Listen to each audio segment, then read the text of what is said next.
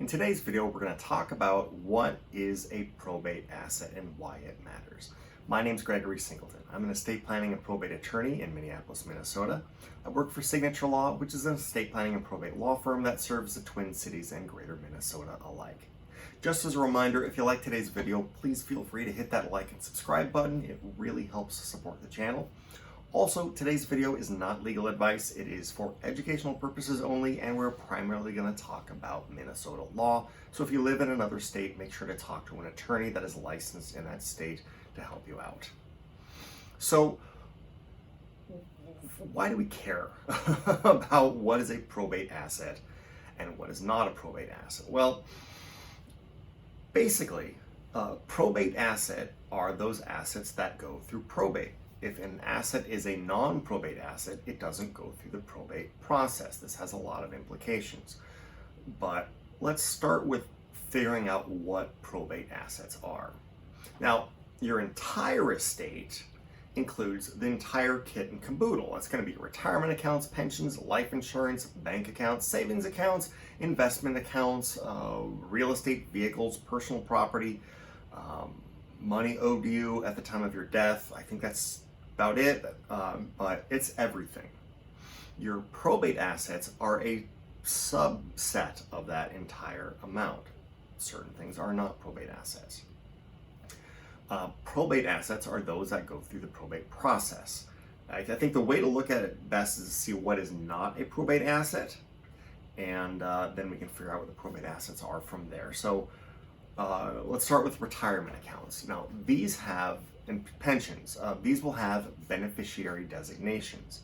If something has a beneficiary designation on the account, it is not going to go through the probate process. It'll transfer directly to the individual. Bank accounts, generally they're going to be a probate asset. However, if they are jointly owned, two people share ownership, same ownership of the bank account, then it's not a probate process or probate asset as long as the joint owner survives the decedent. Similarly, there's something called a pay-on-death account, where a bank account can be given a beneficiary so that when the decedent dies, it immediately passes to another person. Real estate and vehicles, I'm going to put these together. There's a few slight differences, but you can avoid probate or make it a non-probate asset if the vehicle or the real estate is jointly owned by another individual. For a vehicle, it's got to be titled in two people's names.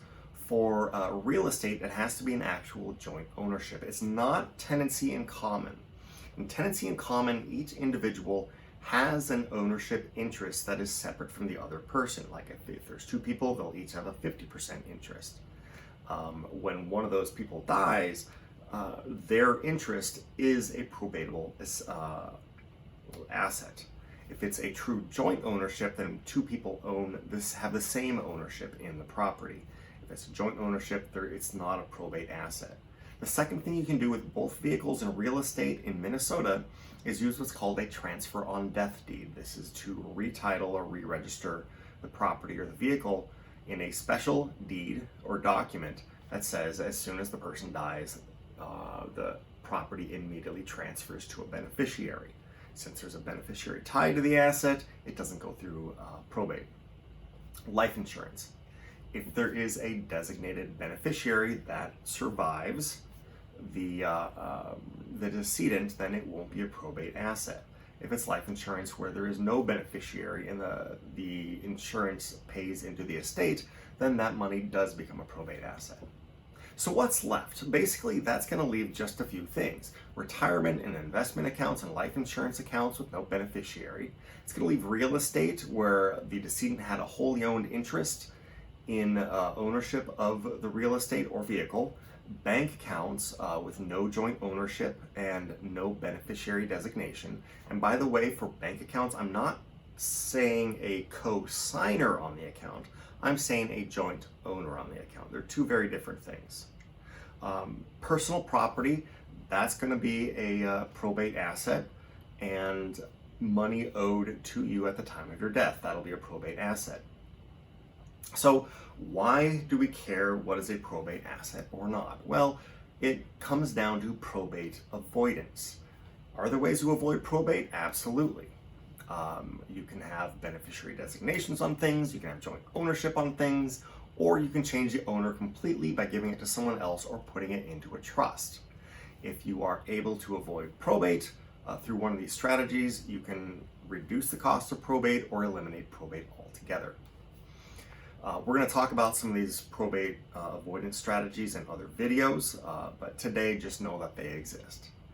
So that's a very brief overview of what a probate asset is. In the next several weeks, we're going to be talking all things probate, I guess next several weeks and several months. So if that's your thing, strap in because we're going for a ride. I hope you liked today's video. If you did like today's video, please feel free to hit that like and subscribe button. It really helps support the channel. If you have any questions, leave them in the comments below and I'll try to get to them, or just send me an email. My email's at the end of the video. Otherwise, until next time, this is Gregory Singleton with Signature Law.